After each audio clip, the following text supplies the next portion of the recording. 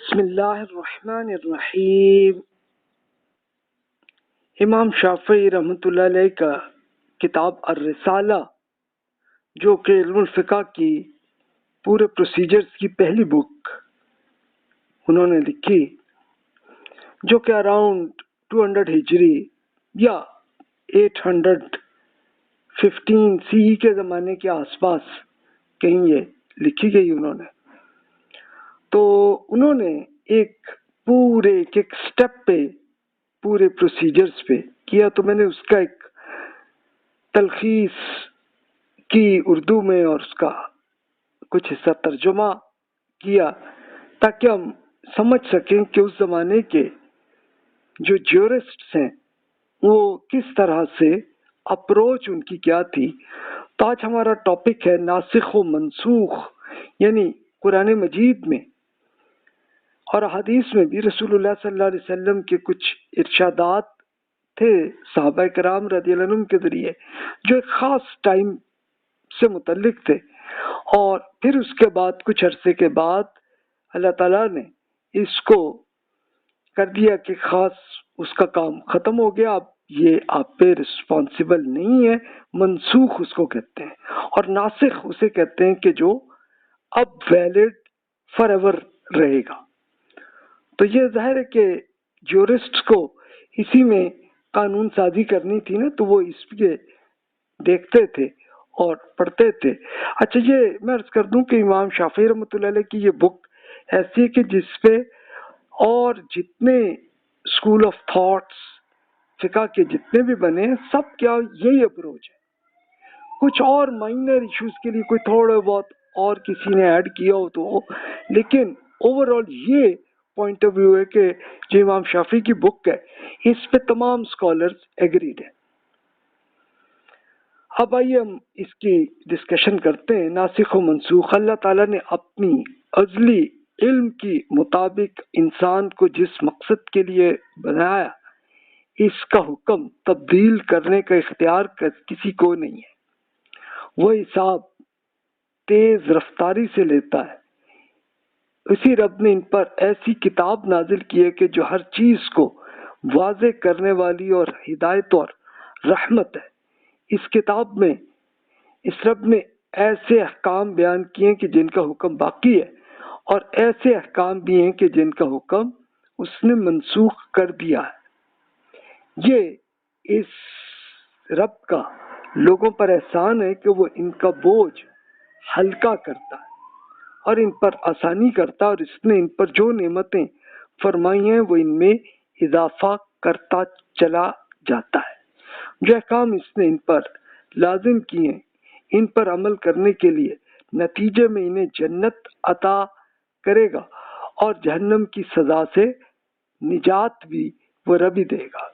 جو حکم اس رب نے باقی رکھایا ہے اور جو منسوخ ہے تو اس کی رحمت ہے، اور ان تمام نعمتوں پر ہم اس کا شکر ادا کرتے ہیں۔ اب ناسخ منسوخ کی ایک ایگزامپل آپ سے شیئر کرتا ہوں۔ اللہ تعالیٰ نے یہ حکم دیا تھا بھی ہفتے میں ایک دن آپ اللہ تعالیٰ کی عبادت ہی پورا دن کرتے رہے، جس کو سبت کہتے ہیں۔ یہ تورات میں اللہ تعالیٰ کا حکم ہے۔ تو اس کو اللہ تعالیٰ نے پھر چینج کیا اور اس کو پورے ہفتے کے لیے میں سے ایک دن کے لیے کوئی حکم نہیں کیا، بلکہ اس پورے ایک دن کے بجائے اسے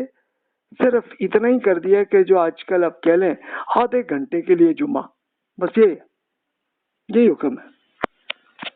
تو دیکھیں اللہ تعالیٰ یہ ایک رحمت ہوتی ہے کہ وہ رسپانسبلٹیز کم کر دیتا ہے۔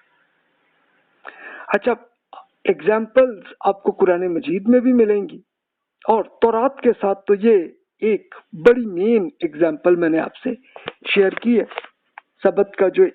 پورا ایک دن عبادت کا، اس کو اللہ تعالیٰ نے صرف کوئی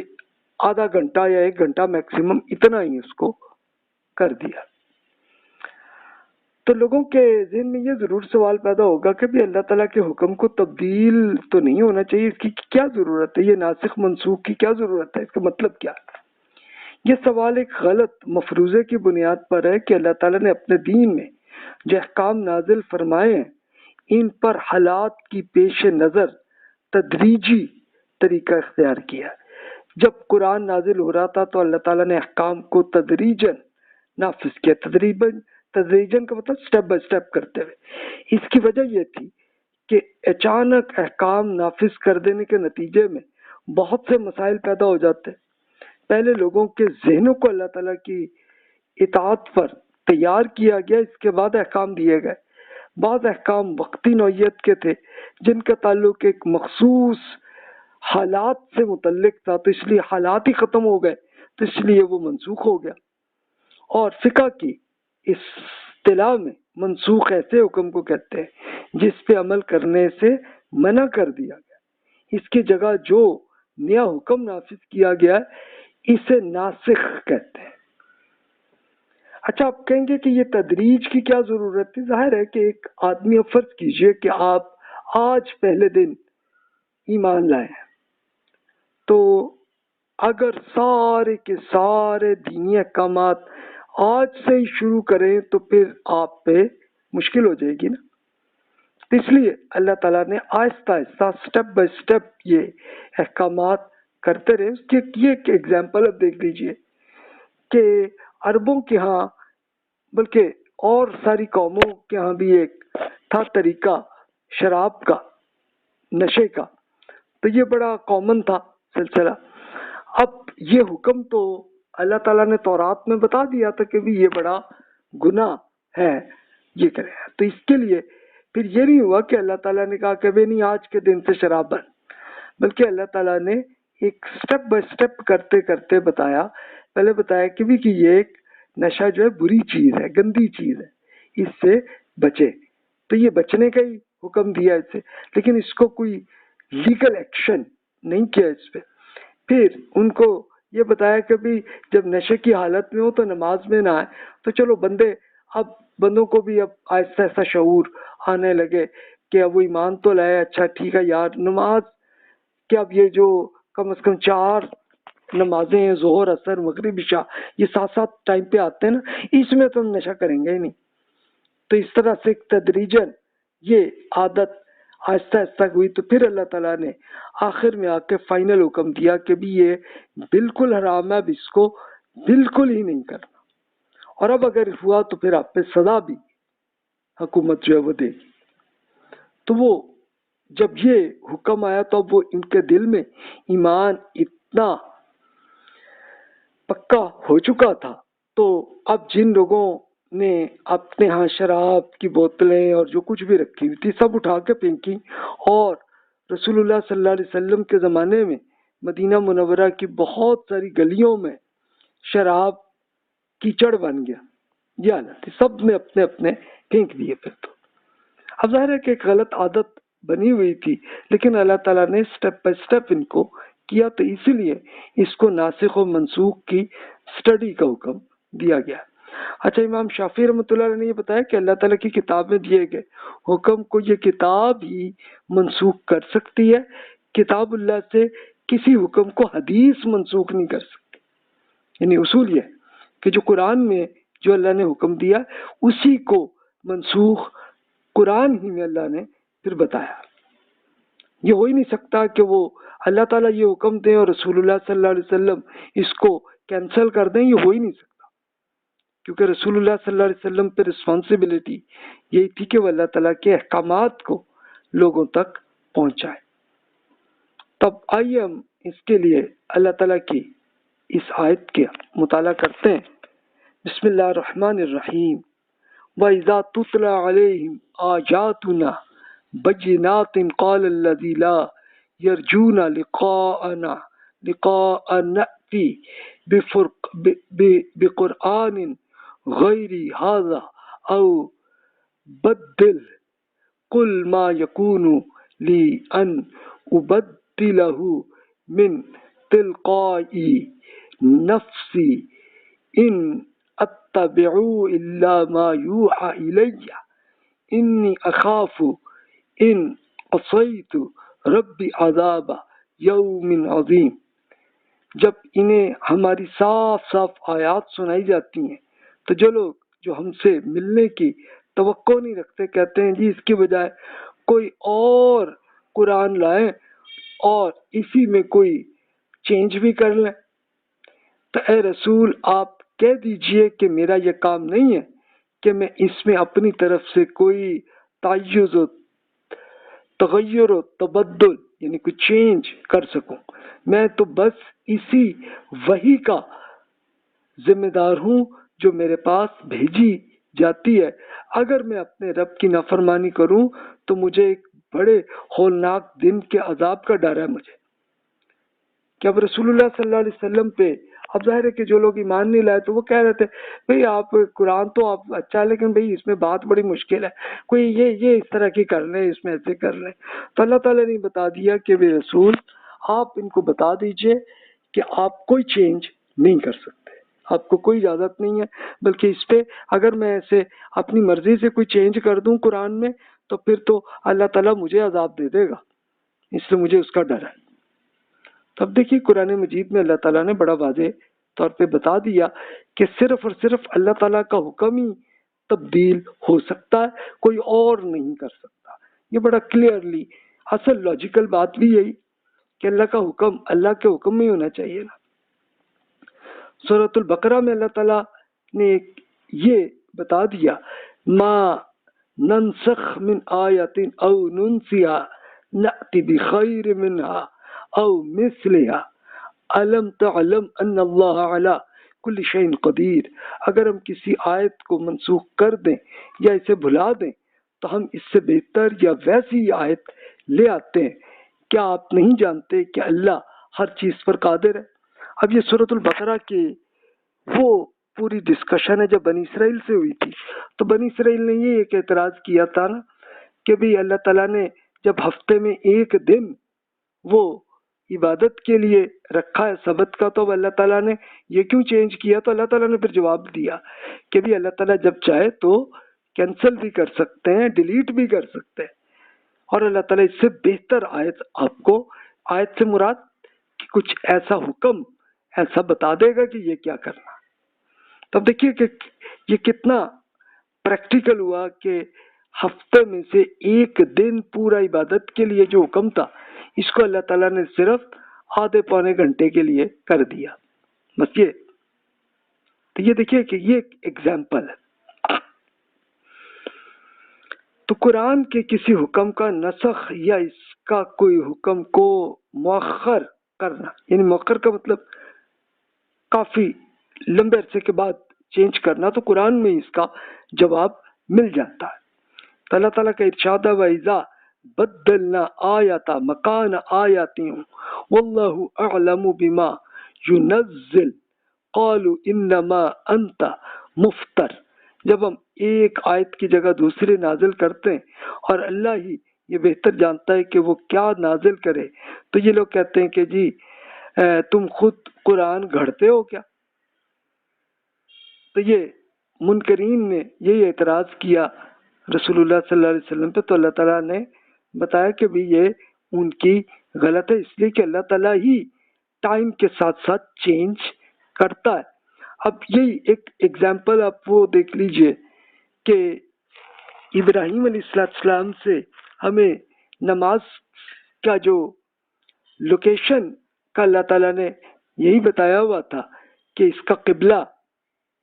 کعبہ ہے۔ یہ مکہ مکرمہ میں ایسے ہی تھا، اور سارے پورے جو لوگ بھی حضرت ابراہیم علیہ السلام پر ایمان لائے وہ لوگ کسی علاقے میں جہاں پہ بھی ہوں تو ان کا رخ جو ہے وہ مکہ مکرمہ کی طرف ہی ہوتا رہا۔ لیکن اللہ تعالیٰ نے ایک ٹائم کے لیے کہ جب رسول اللہ صلی اللہ علیہ وسلم ہجرت کر کے مدینہ گئے تو پھر اللہ تعالیٰ نے ایک امتحان کے طور پر رسول اللہ صلی اللہ علیہ وسلم اور صحابہ کرام رضی اللہ عنہ کو حکم دیا کہ آپ کا قبلہ آپ مسجد اقصی کر لیجئے جو یروشلم میں، اور اس کے اب مدینہ میں اگر آپ کھڑے ہوں تو جنوب میں مکہ ہے اور شمال میں یروشلم ہے، تو اس طرف وہ پڑھنے لگے نماز۔ یہ اللہ تعالیٰ نے امتحان کیا تھا صحابہ کرام رضی اللہ عنہ کے لیے، وہ ہوا۔ اب رسول اللہ صلی اللہ علیہ وسلم کو بھی اور صحابہ کرام کو بھی اب ظاہر ہے کہ بچپن سے ہی ان کو عادت تھی کعبہ کی، تو خواہش بھی تھی تو اللہ تعالیٰ سے کرتے تھے. تو اللہ تعالیٰ نے لیکن کچھ مہینوں کے لیے یہ حکم دیا، پھر اللہ تعالیٰ نے دوبارہ اس کو چینج کیا کہ آئندہ آپ مکہ ہی کی طرف نماز پڑھیں گے، اور وہ اس کو حکم دیا کہ یہ قیامت تک کے لیے حکم ہے. تو یہ ایک ناسخ اور منسوخ کی ایک ہی ایگزامپل ہے. اچھا، اسی طرح رسول اللہ صلی اللہ علیہ وسلم کی سنت کا یہ حکم ہے کہ سنت کا نسخ سنت رسول ہی کر سکتا ہے، کہ اگر رسول اللہ صلی اللہ علیہ وسلم نے سنت کا کوئی حکم بتایا کہ بھی اللہ تعالیٰ کا یہ، اور اس کو اسی طرح عمل کرتے رہے جب تک رسول اللہ صلی اللہ علیہ وسلم رہے اپنی پوری زندگی میں، تو پھر اب کوئی اور انسان اس کو چینج نہیں کر سکتا، کیونکہ رسول اللہ صلی اللہ علیہ وسلم نے جو جتنا دین کا حکم تھا تو سیم وہی رہے گا قیامت تک کے لیے. اب اسٹوڈنٹس نے پھر اس سے متعلق کوشچن آنسرز کی ڈسکشن کی. اب ظاہر ہے کہ امام شافعی رحمۃ اللہ علیہ جب پڑھا رہے تھے اپنے اسٹوڈنٹس کو تو اس وقت وہ پوری ڈسکشن انہوں نے اس میں کر لی اپنی بک میں. اب اسٹوڈنٹ نے کوشچن کیا کہ قرآن کو قرآن سے منسوخ کرنے کی دلیل تو خود قرآن میں مل جاتی ہے کیونکہ قرآن بے مثل ہے، لیکن سنت کے بارے میں کیا کوئی دلیل ہے آپ کے پاس کہ جس پہ آپ فرما رہے ہیں کہ سنت کو رسول اللہ صلی اللہ علیہ وسلم ہی چینج کر سکتے تھے اور کوئی نہیں؟ تو امام شافعی نے کہا کہ بھی میں نے عرض کیا کہ رسول اللہ صلی اللہ علیہ وسلم کے احکام کے اتباع لوگوں پر اللہ نے لازم کیا. یہ خود قرآن میں اللہ کا حکم ہے کہ اپنے رسول کے مطابق ہی آپ عمل کریں اس میں. تو یہ اس بات کی دلیل ہے کہ سنت رسول کو اللہ کے حکم کی حیثیت سے قبول کیا جائے گا. جو اس کی پیروی کرتا ہے تو وہ کتاب اللہ کے حکم کے تحت ہی ایسا کرتا ہے. ہمیں سوائے اللہ کی کتاب اور رسول اللہ صلی اللہ علیہ وسلم کی سنت کے اور تو ایسی کوئی بات نہیں ملتی جسے اللہ تعالیٰ نے لازم کیا ہو. جیسا کہ میں بیان کر چکا ہوں کہ چونکہ کسی مخلوق کا کوئی قول سنت سے مشابہ نہیں ہے، کوئی اس سے ملتا جلتا نہیں ہے، اس لیے اس کا نسخ کا مطلب کینسل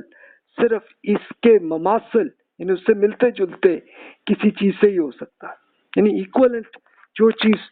سینیریو جو جس کا ہے جہاں سے ہے وہیں پہ چینج ہوگا اور کوئی اور اسے چینج نہیں کر سکتا. یہ کوئی لاجیکل ہو ہی نہیں سکتا یہ کہ رسول اللہ صلی اللہ علیہ وسلم دین کا کوئی حکم بتائیں اور ہم آ کے اب اپنے زمانے میں کوئی چینج کرنے لگے، تو یہ کوئی معقول بات نہیں ہے. اسٹوڈنٹ نے کہا کہ اس کا امکان یہ ہے کہ اگر منسوخ سنت تو ہم تک پہنچ گئی ہو لیکن منسوخ کرنے کے بعد ناسخ سنت نہیں ہم تک پہنچی. یہ اب سوال پیدا ہوا نا کہ رسول اللہ صلی اللہ علیہ وسلم نے ایک سنت کا کوئی حکم دیا تھا تو وہ ہمیں تو معلوم آ گیا، لیکن اس کے بعد رسول اللہ صلی اللہ علیہ وسلم نے کوئی ناسخ کیا، کینسل کیا، تو اس کا ہمیں نہیں پتہ کیا. تو امام شافعی کہتے ہیں اس بات کا کوئی پاسبل ہے ہی نہیں، یہ نہیں ہو سکتا. کیونکہ کیسے ممکن ہے کہ جو چیز فرض نہیں ہے تو وہ تو منتقل ہو جائے، جبکہ جو چیز فرض کر دی گئی، جو چیز پہلے فرض نہیں تھی وہ ہمیں پہنچ جائے، لیکن جو فرض لازم حکم تھا تو وہ ہم تک نہ پہنچے. یہ کیسے ہو سکتا ہے؟ کیا یہ درست ہے کہ ایک ایسی سنت جس پر عام لوگوں کو عمل ہے وہ ان کے عمل سے نکل جائے اور وہ کہہ سکیں کہ شاید یہ منسوخ ہوئی ہو؟ تو یہ ہو ہی نہیں سکتا. کوئی حکم اس وقت تک منسوخ نہیں ہوتا جب تک اس کا کی جگہ دوسرا حکم نہ دے دیا جائے. جہاں تک کہ بیت المقدس کی قبلے کی منسوخ کی ہے جس کو دیکھیں خود قرآن میں اللہ نے بتا دیا. رسول اللہ صلی اللہ علیہ وسلم نے پریکٹیکلی ویسے ہی نماز کا جو قبلہ ہے وہ اس کو چینج بھی کر دیا. تو یہ وہ ہے، اور وہ یہ اس ایگزامپل سے اتنا کافی ہے کہ وہ اگلی نسل در نسل پوری وہی انفارمیشن آ رہی، اس میں ہو ہی نہیں سکتا. یعنی آپ خود سوچئے نا کہ رسول اللہ صلی اللہ علیہ وسلم ہزاروں صحابہ کرام کو ایک طریقہ بتا دیں، حکم بتا دیں، اور پھر اگر چینج کرنا چاہیں تو پھر ان کو ہزاروں کو ہی بتائیں گے نا. یہ تو نہیں کہ وہ ایک صحابی کو صرف بتا کے خاموش ہو جائیں گے، یہ ہو ہی نہیں سکتا. کیونکہ رسول اللہ صلی اللہ علیہ وسلم پہ تو رسپانسبلٹی یہی اللہ تعالیٰ نے دی کہ بھی دین کے ایک ایک حکم آپ نے واضح طریقے سے بتانا. اچھا سنت کی ایگزامپلس میں آپ سے شیئر کر لیتا ہوں. یہ آپ کے علم میں ہے, یہ ہر بچے کو اس کی والدہ اس کو بتا رہی ہوتی, ہر مسلمان کو اس کے والد والدہ بتا رہے ہیں جیسے نماز ہے کیسے پڑھنی ہے, روزہ ہے, زکوٰۃ ہے, حج ہے, یہ حکم ہے. یا اور آپ دیکھ لیں جیسے ختنہ ہے, تو اس کے لیے کوئی اختلاف نہیں ہے, تمام مسلمان ایگریڈ ہے کہ یہ لڑکوں کے لیے ختنہ کا حکم ہے. اچھا اسی طرح اور آپ مزید دیکھ لیں سنت کی ایک ایگزامپل, جیسے یہ سلام ہے, السلام علیکم, اگلا پھر وعلیکم السلام کہتا ہے. تو یہ اس میں پوری امت میں اختلاف ہے نہیں ہے بالکل, اور سب ایگریڈ ہے کہ یہی سنت ہے. تو اس میں کوئی ایسی چیز ہے ہی نہیں سرے سے کہ جو سنت میں کچھ منسوخ ہوئی ہو.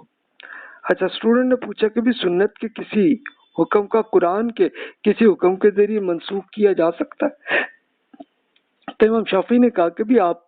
اگر سنت کو قرآن سے منسوخ کیا جائے تو رسول اللہ صلی اللہ علیہ وسلم پھر اس کے جواب میں ایک اور سنت جاری ہوگی, جس سے واضح ہو جائے گا کہ پہلی سنت منسوخ ہو گئی اور اب اگلا حکم یہ ہے, تو ایسے ہی جاری رہے گا. کیونکہ ورنہ یہ تو نہیں ہو سکتا کہ رسول اللہ صلی اللہ علیہ وسلم نے جو پہلے سنت تھی جس پہ عمل کر رہے تھے, تو اب قرآن میں اگر اس میں کوئی چینج آئی تو پھر وہ چینج رسول اللہ صلی اللہ علیہ وسلم کو معلوم ہی نہیں ہوا اور وہ آج تک وہ ایسے چلا, یہ ہو ہی نہیں سکتا, یہ لاجیکل ہے ہی نہیں اس سلسلے سے. کوشچن نے کہا جی آپ نے جو کیا تو اس کی کوئی دلیل کیا ہے, کوئی ایسی آپ ڈیٹیل سے وہ کریں اس میں. تو امام شافعی پھر جواب میں کہتے ہیں کہ دیکھیں کہ کتاب میں متعلقہ مقام پہ اللہ تعالیٰ کے احکامات جو خواہ وہ خاص اور عام ہو, اس پہ رسول اللہ صلی اللہ علیہ وسلم اللہ کے حکم کے سوا کوئی بات کبھی نہیں کہہ سکتے. اگر اللہ تعالیٰ نے کوئی حکم دیا تو وہی اسے منسوخ کرے گا, اور رسول اللہ صلی اللہ علیہ وسلم کی سنت اللہ کے حکم کے مطابق ہی کوئی دوسری سنت کا حکم آئے گا, منسوخ ہوگا, ورنہ نہیں ہو سکتا. اور اس کے لیے پھر وہ ایگزامپلز شیئر کرتے ہیں کہ جیسے رسول اللہ صلی اللہ علیہ وسلم نے بعض اقوام کی تجارت کا بزنس کو ناجائز قرار دیا تھا, پھر اللہ تعالیٰ نے اس آیت سے منسوخ کیا. قرآن پاک میں ہے وَأَحَلَّ اللَّهُ الْبَيْعَ وَحَرَّمَ الرِّبَا, یعنی اللہ نے تجارت کو حلال کیا ہے اور سود کو, انٹرسٹ کو حرام کر دیا. اچھا یہ کیسے, یعنی اس کے لیے یہ ظاہر ہے کہ یہ کوئی دین اس سے پہلے اصل ابراہیم علیہ السلام کی شریعت میں بھی حکم تو یہی تھا, لیکن لوگ بھول گئے تھے, تو بھول کے تو پھر انہوں نے انٹرسٹ بزنس شروع کیا ہوا تھا. تو اب لوگوں کی غلطی تھی, تو اللہ تعالیٰ نے قرآن میں ہمیں بتا دیا کہ جناب بزنس بالکل جائز ہے, حلال ہے, لیکن انٹرسٹ بیس ٹرانزیکشنز جتنی ہیں سب حرام ہے, یہ بتا دیا. یہ دیکھیں نا کہ یہ ایک پوری قوم کا جو ایک عادت بنی ہوئی تھی, تو اس کو اللہ نے کینسل کیا. اچھا رسول اللہ صلی اللہ علیہ وسلم بدکاری کو رجم کیا, تو اس رجم کو اللہ تعالیٰ نے اس آیت سے منسوخ کیا. اللہ تعالیٰ نے بتایا الزانیۃ والزانی وجلدوا کل واحد منہما مئۃ جلدہ, یعنی بدکار خاتون اور مرد پر ہر ایک کو 100 کوڑے مارے. یعنی ورنہ اس سے پہلے یہ عربوں کی یہ ٹریڈیشن بنی ہوئی تھی کہ بدکاری کو وہ گناہ ہی سمجھتے تھے, تو اگر ہوا اور وہ بندے پکڑے گئے تو پکڑ کے ان کو بندوں کو ایک طرح سے قتل کرتے تھے, رجم کرتے تھے. رجم کیا ہوتا تھا کہ وہ ایک پتھر مارتے تھے اس طرح سے کہ بندہ وہ لڑکا لڑکی اسی طرح مارے جائیں, یہ ہوتا تھا. تو اس کو اللہ تعالیٰ نے بتایا حکم کہ نہیں جناب آپ اس کے لیے 100 کوڑے کی سزا. اچھا کوڑے کے پھر رسول اللہ صلی اللہ علیہ وسلم نے ایکسپلین بھی کیا کہ بھائی یہ کوڑے کوئی وہ ایسے نہیں چمڑے کے اور ایسے نہیں ہوں گے, بلکہ ایک نارمل جو ڈنڈا, اور وہ بھی اتنا ہاتھ آپ کے کندھے سے اوپر نہ ہے, یعنی اتنا, یعنی ایک طرح کا ایسے کہ جو لگے تو صحیح اگلے کو سزا، لیکن اتنی بری نہ ملے کہ اگلا زخمی ہو کے مر جائے، یہ نہ ہو۔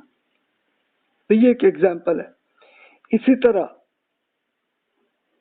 موضوع پر مسح کی سنت کو آیت وضو نے منسوخ کر لیا، یعنی ایک یہ ٹریڈیشن تھی عربوں کے ہاں کہ وہ نماز پڑھنے کے لیے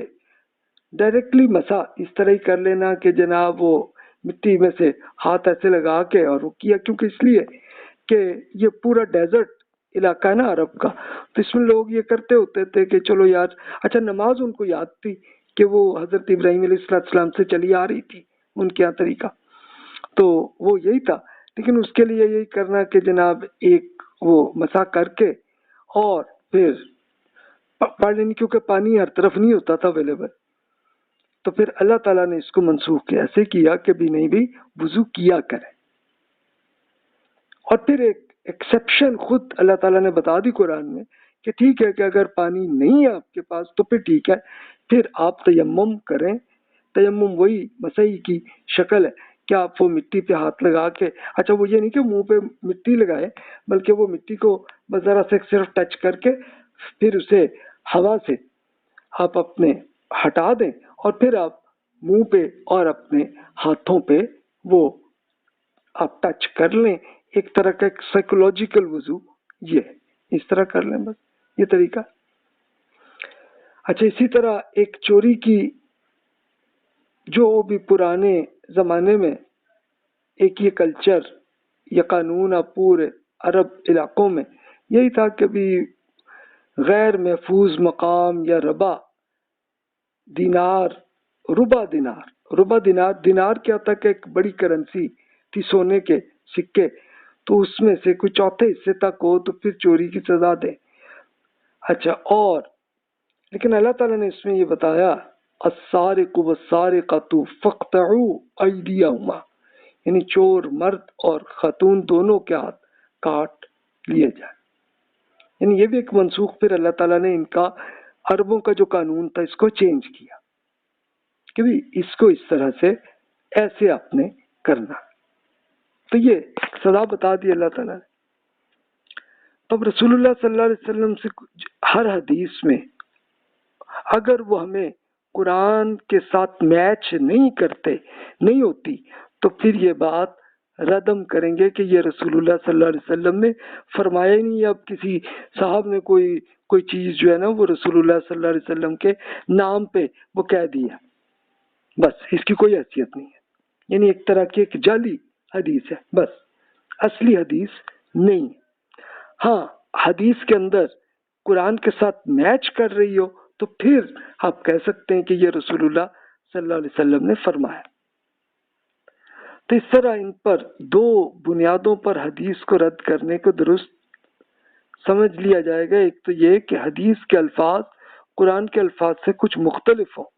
اگر اس کا معنی کتاب اللہ سے میچ کرتا ہو تو اسے رد کر دیا جائے، یا پھر اس کے الفاظ اگر کسی آیت کے الفاظ سے کچھ زیادہ ہو جائے تو تب بھی اسے کر لیا جائے کہ نہیں جناب اس میں یہ غلطی ہے۔ یعنی اگر تو قرآن کے ساتھ 100% میچ ہو رہی ہے پھر ٹھیک ہے، پھر تو کوئی ایشو ہی نہیں نا۔ تو کہتے ہیں کہ اللہ کی کتاب اور رسول اللہ صلی اللہ علیہ وسلم کی سنت سے اس رائے کے خلاف اور جو کچھ ہم نے کہا اس کی موافقت کا مطلب کہ ایک دوسرے سے میچ کر رہے ہیں، تو اس کے استدلال کیا جا سکتا ہے۔ اللہ کی کتاب وہ واضح بیان ہے جس کے ذریعے وہ اندھوں کو شفا دیتا ہے، یعنی ایک اندھا آدمی بھی قرآن کو سن لے تو اس کو سمجھ آ جاتی ہے بات کو۔ تو اسی کتاب میں قانون اور دین میں رسول اللہ صلی اللہ علیہ وسلم کے مقام، آپ کے حکم کی پیروی کی اہمیت اور دین کی وضاحت کے بارے میں آپ کے لیے یہ دلیل امام شافعی رحمۃ اللہ علیہ نے بیان کی ہے۔ پھر اس کے بعد وہ ناسخ اور منسوخ کی ایگزامپلز وہ شیئر کرتے ہیں۔ تو آئیے جناب اب ہم پریکٹیکل ایگزامپل پہ آتے ہیں کہ اہل علم کو یہ سنا کہ اللہ تعالیٰ نے 5 نمازوں کو فرض کرنے سے پہلے ایک نماز کا ہی فرض تھا۔ تب یہ جیسے دیکھیں کہ یہ مکہ مکرمہ کی صورت ہے المزمل میں فرمایا بسم اللہ الرحمن الرحیم یا ایھا المزمل قم اللیل الا قلیلا نصفہ او انقص منہ قلیلا او زد علیہ رتل القرآن ترتیلا۔ اے چادر اوڑھنے والے یعنی رسول، رات کو تھوڑی دیر نماز میں کھڑے رہیے، آدھی رات یا اس سے کچھ کم یا اس سے کچھ زیادہ کر لیجئے، اور قرآن کو خود ٹھہر ٹھہر کر پڑھیے۔ اچھا، یہ رسول اللہ صلی اللہ علیہ وسلم پہ یہ تہجد اس طرح ہی کرتے تھے کہ نماز میں لمبی پڑھتے کہ رات بھی پوری لگ جاتی، تو اللہ تعالیٰ نے یہ بتایا کہ نہیں بھی اتنی آپ نہ کریں، بس آدھی رات یا اس سے کچھ پہلے ہی کر لیں، کبھی بہت آپ کو خواہش ہو زیادہ کر لیں، ٹھیک ہے، اور آہستہ آہستہ ٹھہر ٹھہر کے پڑھیں۔ پھر اس کے بعد اللہ تعالیٰ نے آگے کلیئر بتا دیا کہ جناب حکم یہ، اب اس کا میں آپ سے ترجمہ ہی عرض کر دیتا ہوں۔ سورۃ المزمل میں فرمایا کہ آپ کا رب جانتا ہے کہ آپ کبھی 2/3 رات، کبھی آدھی رات اور کبھی تہائی رات نماز میں گزارتے ہیں، اور آپ کے ساتھیوں میں سے بھی ایک گروہ ایسا ہی کرتا ہے۔ اللہ تعالیٰ ہی رات اور دن کا حساب رکھتا ہے، اسے معلوم ہے کہ آپ اوقات کا صحیح شمار نہیں کر سکتے، اس لیے اس رب نے آپ پر مہربانی فرمائی ہے۔ اب جتنا قرآن کبھی آسانی سے پڑھ سکیں تلاوت کر لیا کریں، اس سے معلوم ہے کہ آپ لوگوں میں سے کچھ مریض ہوں گے اور کچھ اللہ کا فضل یعنی رزق تلاش کرنے کے لیے زمین میں بھاگ دوڑ کر رہے ہوں گے، اور کچھ اللہ کی راہ میں جنگ کرتے ہوں گے۔ بس جتنا قرآن بآسانی پڑھا جا سکے پڑھ لیا کریں، نماز قائم کریں اور زکوٰۃ دیں۔ یعنی اب دیکھیں کہ یہ تہجد کے لیے اللہ تعالیٰ نے پھر بتایا کہ بھی آپ بہت زیادہ لمبی کے 2/3 کا مطلب 67% ٹائم رات کا اس میں آپ نماز پڑھتے ہیں، کبھی 50% کرتے ہیں، کبھی 33% کر لیتے ہیں، لیکن بس آپ پہ تہجد کی ذمہ داری بس اتنی ہے کہ جناب آپ بس اتنی ہی پڑھیں کہ جتنی آپ میں آسانی سے قرآن پڑھ سکے، بس اس سے زیادہ نہیں، یعنی آپ کو کوئی مشکل کرنے کی کوئی ضرورت نہیں ہے، نہ کریں۔ اچھا، اب یہ رسول اللہ صلی اللہ علیہ وسلم اور صحابہ کرام ایسے ہی کرتے تھے، پھر رسول اللہ صلی اللہ علیہ وسلم نے یہ بتا بھی دیا صحابہ کرام کو کہ جناب یہ تہجد صرف میرے لیے فرض ہے، آپ لوگوں پہ فرض نہیں، نفل ہے، آپ کرنا چاہیں کریں، نہیں کر سکتے تو کوئی بات نہیں، نہ کریں، لیکن یہ ہے کہ کریں صحیح آپ۔ اور کچھ ایک صحابی نے تو پھر یہ پوچھا کہ جی مجھ سے صبح جلدی اٹھا نہیں جا رہا ہوتا، تو رسول اللہ صلی اللہ علیہ وسلم نے فرمایا بھی آپ عشاء کے ساتھ ہی آپ پڑھ لیا کریں تہجد کو، تو یہ جو وطر آپ پڑھتے ہیں تو یہ تہجد ہی کا حصہ ہے۔ تو یہ دیکھیے کہ اس طرح سے وضاحت رسول اللہ صلی اللہ علیہ وسلم اس طریقے سے ایکسپلین ایسے کرتے تھے صحابہ کرام کو بھی رضی اللہ عنہ۔ تو یہ اس سے آپ یہ دیکھ سکتے ہیں کہ یعنی اب ظاہر ہے کہ پہلے جو عادت تھی تو یہ ظاہر ہے کہ اللہ کا حکم تو نہیں تھا، لیکن لوگوں نے جو زیادہ کر لیا تھا تو اس کو اللہ تعالیٰ نے اس کو کینسل کیا کہ نہیں بھائی آپ یہ نہ کریں۔ پھر ایک مزید اگزامپل امام شافعی نے تہجدی کی جی اب یہ تہجدی کا حکم ہے جس میں فرمایا وَمِنَ اللَّيْلِ فَتَحَجَّدْ بِهِ نَافِلَةً لَكَ عَسَىٰ أَن يَبْعَثَكَ رَبُّكَ مَقَامًا مَحْمُودًا۔ رات کا تہجد پڑھیے، یہ آپ کے لیے اضافی حکم ہے تاکہ آپ کا رب آپ کو مقام محمود پر پہنچا دے۔ اور اس کو رسول اللہ صلی اللہ علیہ وسلم نے پہ یہ کیا کہ یہ اضافی حکم رسول اللہ صلی اللہ علیہ وسلم پہ ہی ہے لازم تہجد کا، اور رسول اللہ صلی اللہ علیہ وسلم نے اسی لیے صحابہ کرام کو بتایا آپ پہ فرض نہیں ہے، آپ کریں ضرور کریں، یہ نفل ہے آپ کے لیے، تو یہ آپ کریں، نافلتاً، نافل ہے، نفل ہے آپ کے لیے، آپ کریں، اور یہ ایک بڑا نیکی کا ہے، آپ کریں۔ اور پھر جن صحابی نے بتایا کہ بھی مجھ سے نہیں اٹھا جاتا تو ٹھیک ہے آپ عشاء کے ساتھ ہی پڑھ لیا کریں. تو آپ پریکٹیکلی آپ دیکھیے اس وقت پاکستان اور انڈیا کے مسلمان جب تہجد کی جو نماز پڑھتے ہیں تو عموماً عشاء کے ساتھ ہی وطر پڑھتے ہیں. اس لیے اسی بیس پہ کہ بھی ایک رات میں دوبارہ اٹھنا مشکل لگتا ہے اس لیے کرتے ہیں. ورنہ زیادہ آئیڈیل ٹائم تو وہی ہے کہ فجر کا ٹائم شروع ہونے سے جسٹ پہلے اٹھ کے پڑھ لیں تہجد. جس میں طاقت ہے تو وہ کر لیتے ہیں، جس میں نہیں ہے تو وہ پھر عشاء کے ساتھ ہی پڑھ لیتے ہیں. تو یہ جناب اب دیکھیے کہ یہ ایک فرض صرف رسول اللہ صلی اللہ علیہ وسلم پہ ہی تھا، کیونکہ وہ اللہ کے رسول ہے نا، ان پہ اللہ تعالیٰ نے رسپانسبلٹی زیادہ کی تھی. آئیے امام شافعی رحمۃ اللہ علیہ نے وہ حدیث پیش کی اسی کی، جس کے لیے وہی بیان کرتے ہیں کہ طلحہ بن عبید اللہ رضی اللہ عنہ کو کہتے ہیں کہ ایک اہل نجد میں سے ایک پرجوش دیہاتی آیا جس کی آواز بھی ہم سن نہ پا رہے تھے اور نہ ہی سمجھ پا رہے تھے وہ کیا کہہ رہے ہیں. یہاں کے رسول اللہ صلی اللہ علیہ وسلم کے پاس آئے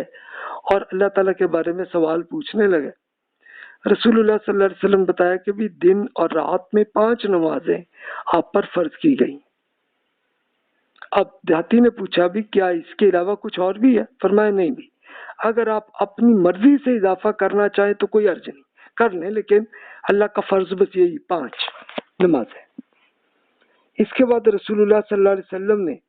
ماہ رمضان کے روزوں کا بتایا تو دیہاتی نے پوچھا کہ بھی اس کے علاوہ اور بھی حکم ہے؟ آپ نے فرمایا نہیں بھی، سوائے اس کے کہ آپ اگر خود اپنی مرضی سے کچھ کرنا چاہیں کر لیں، یعنی مزید روزے آپ کرنا چاہیں کر لیں، لیکن آپ پہ لازم نہیں ہے، لازم صرف رمضان کے روزے. تو وہ دیہاتی واپس گئے اور کہنے لگے کہ میں نہ تو اس میں اضافہ کروں گا نہ کمی کروں گا. رسول اللہ صلی اللہ علیہ وسلم نے فرمایا کہ اگر یہ سچ کہہ رہے ہیں نا تو وہ کامیاب ہو گئے. یہ بخاری اور مسلم اور نسائی کی بکس میں یہی حدیث بیان ہوئی ہے. اسی طرح ایک اور حدیث ہے عبادہ بن صامت رضی اللہ عنہ سے کہ رسول اللہ صلی اللہ علیہ وسلم نے فرمایا اللہ تعالیٰ نے اپنے بندوں پر 5 نمازیں فرض کی گئی ہیں، جو بھی انہیں اس طرح سے ادا کرتا ہے، ان میں سے کچھ نہ تو ضائع کرتا ہے نہ کم، تو اللہ تعالیٰ کا وعدہ ہے کہ اسے جنت میں داخل فرمائے گا. اچھا 5 نمازیں کون سی ہیں؟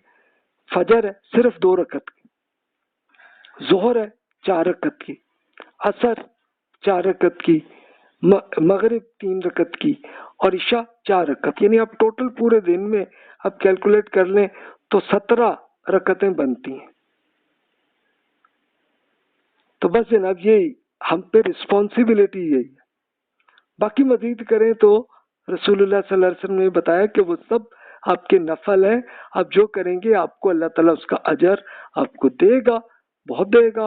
اور ہے نہ دے سکے تو آپ نہیں کر سکے تو کوئی بات نہیں، رسپانسبلٹی آپ پہ بس اتنی کوئی 17 رکعتیں ہی ہیں جو 5 نمازیں، بس دیٹس اٹ.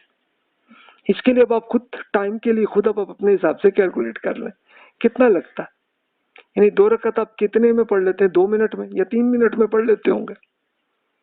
4 رکعت والی جو ہے اس کو آپ کتنی 5 منٹ میں پڑھ لیتے ہوں گے. اس پورے ٹائم کو کر لیں تو اللہ تعالیٰ نے 24 آورس میں سے نماز کی ذمہ داری صرف اور صرف آپ کر لیجئے تو کوئی 20-25 منٹ ہی لگتے ہیں. That's it. اچھا پھر نسخ کی کچھ اور مثالیں پھر وہ شیئر کرتے ہیں امام شافعی رحمۃ اللہ علیہ. عذر کے بعد نماز، یعنی کوئی عذر کا مطلب کوئی مسئلہ آیا تو تب، یہ سورۃ البقرہ میں اللہ تعالیٰ نے اس کو بتایا. یسألونک عن المحیض قل هو اذن فاعتزلوا النساء فی المحیض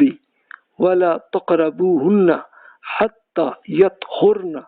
فإذا تطهرن فأتوهن من حيث أمركم الله إن الله يحب التوابين ويحب المتطهرين. یہ آپ سے پیریڈ کے حالت کے بارے میں پوچھتے ہیں، آپ فرما دیجئے کہ وہ اذیت کی حالت ہے کہ جس میں خواتین سے الگ رہیے اور ان کے قریب اس وقت تک نہ جائے جب تک کہ وہ پاک صاف نہ ہو جائے. پھر جب وہ پاک ہو جائے تو ان سے اسی طرح سے ازدواجی تعلق قائم کریں جیسا کہ اللہ نے آپ کو اجازت دی ہے. اللہ ان لوگوں کو پسند کرتا ہے کہ جو بدی سے باز رہیں اور پاکیزگی اختیار کریں. تو اب دیکھیے نا کہ اللہ تعالیٰ نے یہ ایک، اور پھر اسی میں قرآن میں انہی سے اگلی آیات میں آپ پڑھیں گے تو اسی میں یہ نماز کا بھی بتایا خواتین کے لیے کہ بھی آپ کے یہاں جب پیریڈ ہو تو آپ نماز نہ پڑھیں. یعنی اللہ تعالیٰ نے خواتین کے لیے ایک دے دی، ایک کہ بھی آپ پہ ایک ذمہ داری ہی نہیں کہ یہ ظاہر ہے کہ ایک مشکل والا پیریڈ ہوتا ہے نا. اور شوہر کے لیے اللہ تعالیٰ نے ان کو بتایا کہ جناب آپ کوئی ازدواجی تعلق نہیں کریں گے اس دوران. جب وہ پاک ہو جائیں گی، یعنی اس کا طریقہ رسول اللہ صلی اللہ علیہ وسلم نے بتا دیا کہ جب پیریڈ ختم ہو تو خواتین ایک بار غسل کر لیں، نہا لیں، تو پھر اس کے بعد آپ ازدواجی تعلق قائم کر سکتے. تو جناب یہ آپ اس میں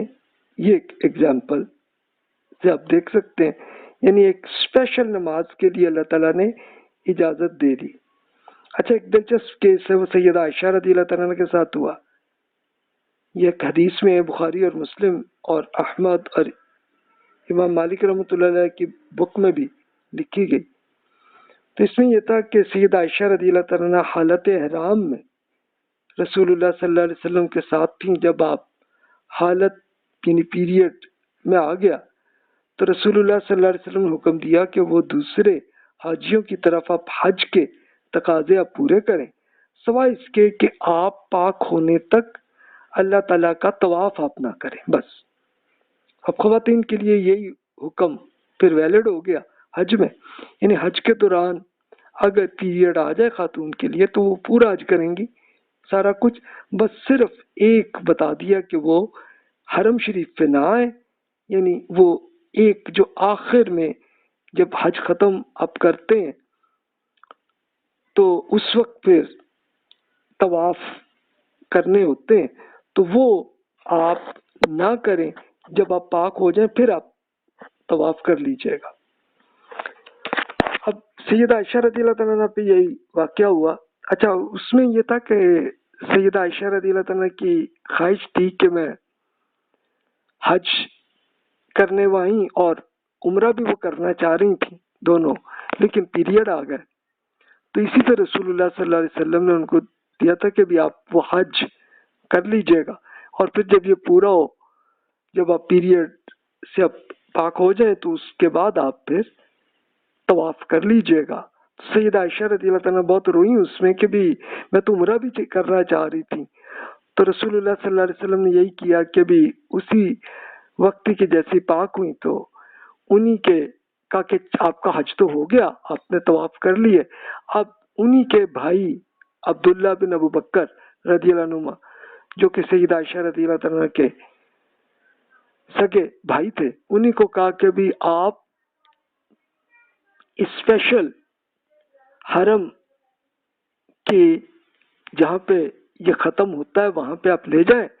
اور وہیں سے وہ احرام باندھ کر آ جائیں اور دوبارہ آ جائیں حرم شریف سے اور عمرہ بھی کر لیں. تو اب یہ وہ لوکیشن مشہور ہو گئی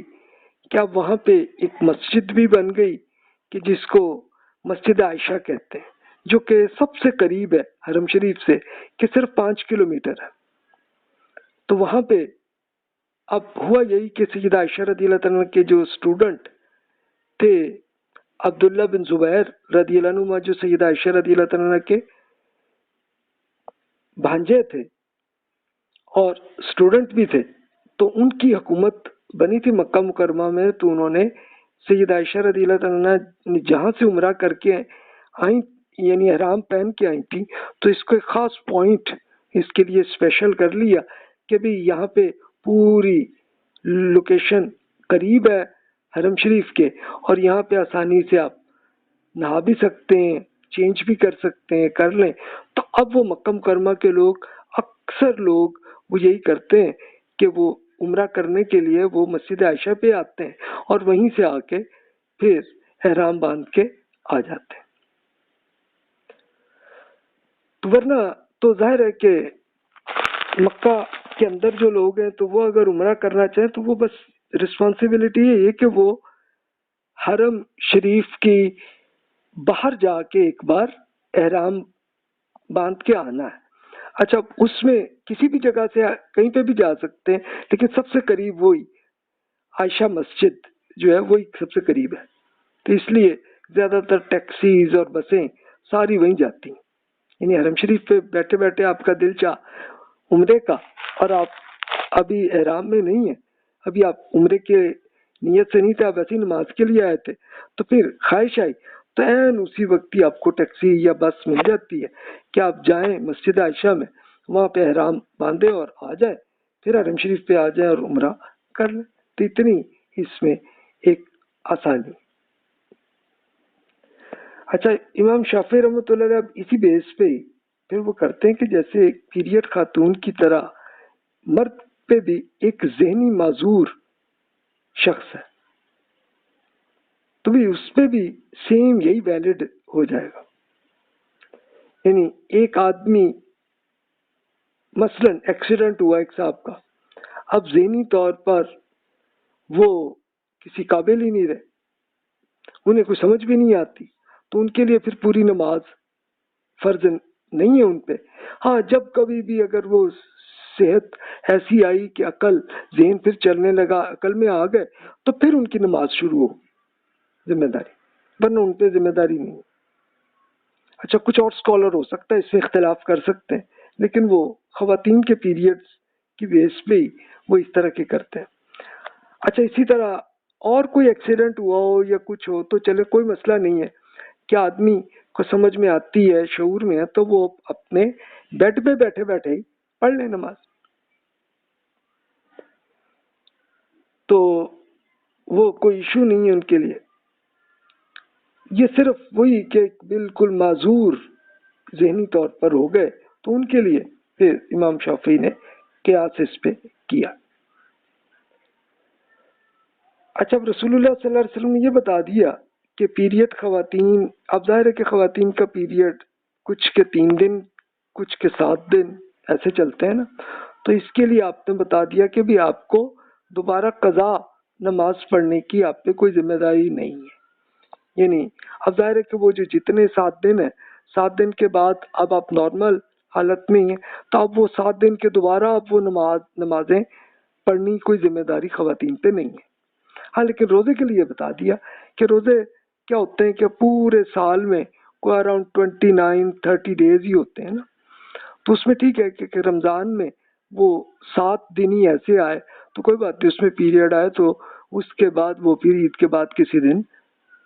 جس دن بھی آپ چاہیں تو اس ٹائم آپ روزہ کر لیجئے گا. تو یہ ایک یہ ایگزامپلس امام شافعی رحمۃ اللہ علیہ نے کی.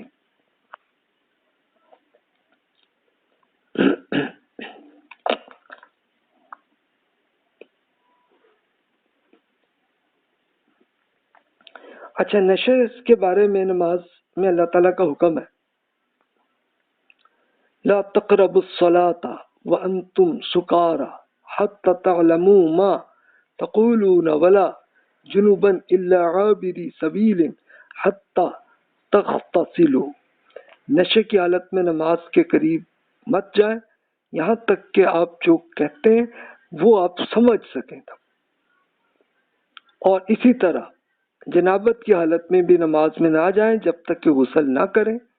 پھر یہ حکم اس شخص کے لیے نہیں ہے کہ جو نماز سے صرف رستے کے طور پر ہی گزر رہا ہو. تو اس کے لیے پھر تمام اسکالرز اس پہ ایگریڈ ہیں کہ یہ آیت شراب کی حرمت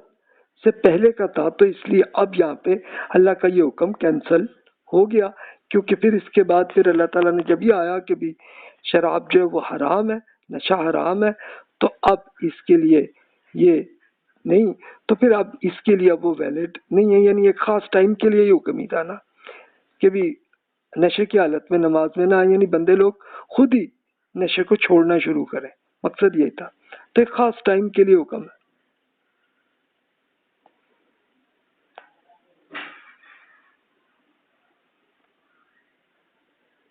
اچھا پریکٹیکلی یہ آپ خود اس میں قیاس کر سکتے ہیں. آج اگر اتفاق سے کچھ ایسی میڈیسن آپ نے پی لی اب نشے کی حالت میں تو پھر نہ پڑھیں نماز, آپ کو سمجھ نہیں آ رہی, پھر یہی ہے کہ اس کے بعد پھر آپ اٹھیں, جب شعور میں آئیں تو اس وقت پھر اس نماز کو پڑھ لیجیے گا. تو اس سے امام شافعی رحمۃ اللہ علیہ نے اس کو ایسے ایکسپلین کیا. اچھا قبلے کی ایک ایگزامپل وہی شیئر کرتے ہیں, یہ میں پہلے بھی کر چکا ہوں اسی لیکچر میں, تو اس کو کوئی مزید ڈسکشن کی ضرورت نہیں ہے کہ رسول اللہ صلی اللہ علیہ وسلم اور صحابہ کرام رضی اللہ عنہ پہ یہی تھا کہ آپ مسجد اقصیٰ کی طرف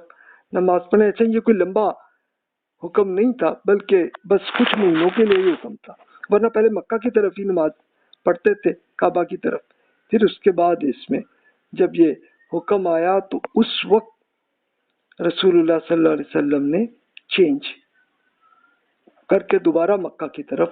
کرنے لگے. ایک وہ حدیث ہے بخاری کی کہ جس میں ابن عمر رضی اللہ عنہ بیان کرتے ہیں کہ ہم لوگ قبا میں فجر کی نماز پڑھے تھے, تو ایک صاحب نے آ کے پورا اعلان کیا کہ رات کو رسول اللہ صلی اللہ علیہ وسلم پہ وحی نازل ہوئی ہے اور آپ کو حکم دیا ہے کہ آپ قبلے کو تبدیل کر لیں, تو آپ نے ایسا کر لیا کیا؟ اچھا لوگوں کا منہ اس وقت شام یعنی شمال کی طرف تھا, جو یروشلم کی طرف تھا, تو انہوں نے جب یہ سنا تو یہ حکم سننے کے بعد منہ پھیر کر جنوب کی طرف, جو مدینہ سے کعبہ جو ہے جنوب میں, تو اس طرف انہوں نے کر لیا. پھر اسی طرح سعید بن مسیب رضی اللہ عنہ کہتے ہیں کہ رسول اللہ صلی اللہ علیہ وسلم 16 مہینے تک بیت المقدس یعنی یروشلم کی طرف رخ کر کے نماز پڑھتے رہے. اس کے بعد جنگ بدر سے 2 مہینے پہلے ہی قبلے کی تبدیلی کا حکم ہوا. تو اس کے لیے مدینہ منورہ میں ایک وہ قبلتین مسجد بھی ہے, یعنی یہ اس وقت رسول اللہ صلی اللہ علیہ وسلم کے زمانے میں ایک قبیلے کا کچھ محلہ تھا, تو اس میں آپ آئے تھے اور نماز کا ٹائم تھا, تو وہ اس وقت وہاں پہ آپ نماز پڑھی, تو اس وقت اللہ کا حکم نماز کے اندر ہی آ گیا, تو انہوں نے فوراً اسی طرح چینج کر کے عین کعبہ کی طرف کیا. اور اب صحابہ کرام جو پڑھ رہے تھے پیچھے, تو انہوں نے بھی پھر اسی طرح ہی کر لیا اس کو. تو اسی لیے وہ اب وہاں پہ مسجد بنی ہوئی ہے, آپ ابھی بھی آپ گوگل میپ میں آپ دیکھ سکتے ہیں مسجد قبلتین مدینہ, اس طرح کر کے آپ سرچ کریں آپ کو مل جائے گی. تو جناب اس کے لیے تو یہ ایک ایگزامپل ہے. اچھا اس میں آپ سے یہ آتا ہے میرے ذہن میں کوشچن کہ بھی آپ اگر آپ کار, بس, ریل یا ہوائی جہاز میں آپ اگر نماز کا ٹائم آ گیا تو آپ کیا کریں؟ تو بعض حضرات, بعض اسکالرز یہ کہتے ہیں کہ جناب نہیں بھی اس کیس میں آپ یہی ہے کہ آپ بس کو یا ٹرین کو آپ روکیں یا گاڑی کو روکیں اور پھر آپ نماز پڑھیں کھڑے ہو کے. لیکن کچھ اسکالرز کہتے ہیں کہ نہیں جناب یہ بالکل ویسے ہی ہے, اس میں اب اس میں آپ سیم اسی بس, ریل یا ہوائی جہاز جس حالت میں آپ ویسے ہی آپ بیٹھے ہوئے نماز پڑھ لیں اس میں, اس لیے کہ جیسی حالت جیسی آئی ہے تو وہ پھر اس لحاظ سے آتا ہے. امام شافعی رحمۃ اللہ علیہ نے یہ ایک حدیث پیش کی کہ جس میں رسول اللہ صلی اللہ علیہ وسلم زمین میں کیچڑ کے باعث میں اپنے جانور پہ بیٹھے ہی فرض کی نماز بھی ادا فرمائی تھی. یعنی یہ تھا کہ ایک سفر تھا تو اس پہ تھے, اب ظاہر ہے کہ جانور سے تو روک بھی سکتے تھے نا نماز پڑھنے کے لیے, لیکن بارش ہو رہی تھی یا ختم بھی ہوگی تو کیچڑ تھا, تو اس لیے انہوں نے سواری کے اوپر ہی بیٹھے بیٹھے نماز پڑھی, فرض کی نماز. تو یہ اس کے لیے اس کا مطلب ہے اجازت. اچھا امام شافعی رحمۃ اللہ علیہ پھر جہاد کہ ایک ایگزامپل ثابت قدم رہنے کا حکم ہے۔ اس کا ترجمہ ہی میں عرض کر دیتا ہوں۔ سورۃ الانفال میں حکم ہے، اے نبی مومنین کو جنگ کی ترغیب دیجیے، اور آپ میں سے 20 بھی صبر کرنے والے ہوں گے تو وہ 200 پر غالب ہو جائیں گے، اور اگر ان میں سے 100 ایسے ہوں تو وہ اہل کفر کے 1000 آدمیوں پر بھاری رہیں گے، کیونکہ وہ کفار ایسے لوگ ہیں جو سمجھ بوجھ نہیں رکھتے۔ سورہ انفال کا حکم ہے، یعنی یہ اس پہ مطلب یہی تھا کہ بھی آپ اگر دشمن کے جو پاور ہے اس میں سے آپ 10% آپ میں ہے تو اللہ تعالیٰ آپ کی مدد کرے گا، آپ کریں جہاد، یہ حکم تھا۔ اچھا، لیکن پھر اس سے اگلی آیت میں اب یہ جہاں حکم تھا وہ 65 آیت ہے سورۃ الانفال کی، اب 66 میں پھر اللہ تعالیٰ نے اس کو چینج کیا۔ یہ اس کے بعد ہوا حکم، فرمایا کہ اچھا اب اللہ نے آپ کو بوجھ ہلکا کر دیا، اور اسے معلوم ہے کہ آپ میں اب کمزوری آ گئی ہے، چنانچہ اگر آپ میں سے 100 آدمی صبر کرنے والے ہوں تو وہ 200 پر، اور 1000 ہیں تو وہ 2000 پہ اللہ کے حکم سے غلبہ پا لیں گے، اور اللہ تو صبر کرنے والوں کے ساتھ ہی ہے۔ یعنی اس کا مطلب ہے کہ وہ 10% اگر آپ کی پاور ہے دشمن کی نسبت تو پھر جہاد کا حکم تھا، لیکن اب اللہ تعالیٰ نے اس کو چینج کیا کہ نہیں جناب چلیں 50% اگر پاور ہے آپ میں تب آپ کریں، اگر اس سے کم ہے تو پھر آپ جہاد نہ کریں، مطلب یہی تھا۔ تو اس کے لیے پھر وہ حدیث میں امام شافعی نے وہ کیا کہ حضرت عبداللہ بن عباس رضی اللہ عنہ سے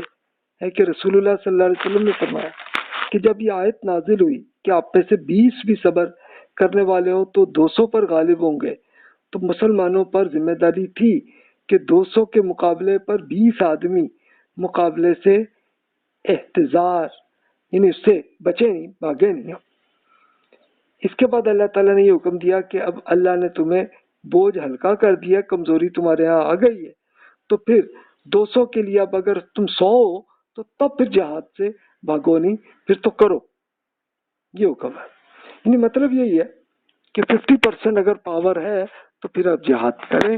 اور اگر اس سے کم ہے تو پھر آپ نہ کریں، پھر کوئی سرنڈر کریں، یا کچھ جو بھی حل ہے وہ کریں، یہ اب آپ نے خود سوچنا اپنی صورتحال میں۔ اچھا، اس کے لیے امام شافعی رحمۃ اللہ علیہ نے مزید اس میں سینیریو یہ کیا، بدکاری کی۔ اب یہ سورۃ النساء میں اللہ تعالیٰ نے حکم یہ دیا کہ آپ میں سے جو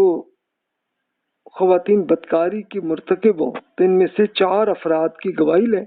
اگر 4 افراد گواہی دے دیں تو انہیں ان کے گھروں میں قید کر لیجئے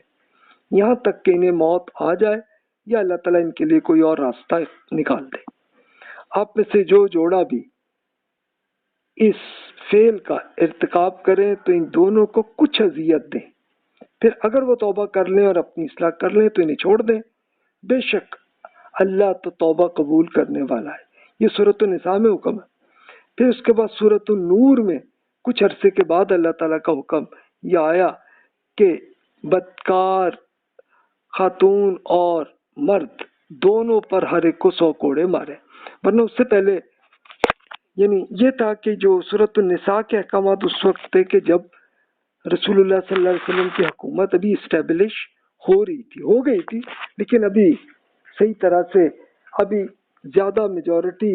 تو ابھی تک ایمان نہیں لائی تھی۔ تو اس وقت یہ تھا کہ بہت ساری خواتین جو کہ غلام تھیں اور ان کو طوائف کے طور پر رکھا تھا، تو ان پہ سزا یہی اللہ تعالیٰ نے دی کہ بھی آپ ان کو ان کے اپنے گھروں میں ہی آپ قید کر لیں بس۔ پھر اس کے بعد اللہ تعالیٰ نے بعد میں یہ بتایا کہ جناب اب اگر نارمل آدمی اگر ایسی بدکاری کریں گے تو 100 کوڑے، لیکن جو ایک بالکل عادت جیسی خاتون ہوں گی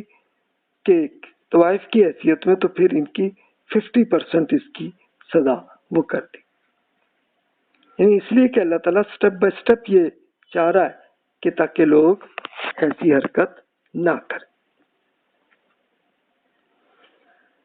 اس کے لیے عبادہ بن صامت رضی اللہ عنہ کی ایک حدیث ہے کہ رسول اللہ صلی اللہ علیہ وسلم فرمایا مجھ سے حاصل کیجئے، اللہ تعالیٰ نے ان